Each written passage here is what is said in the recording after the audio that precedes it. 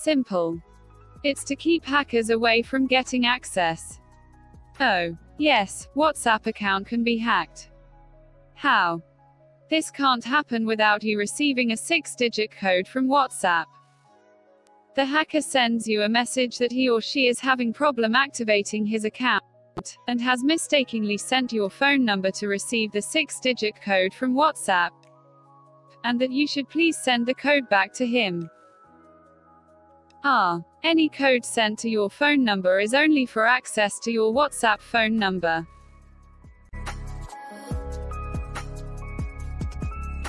If you have been hacked, reach out to WhatsApp via email on support@whatsapp.com.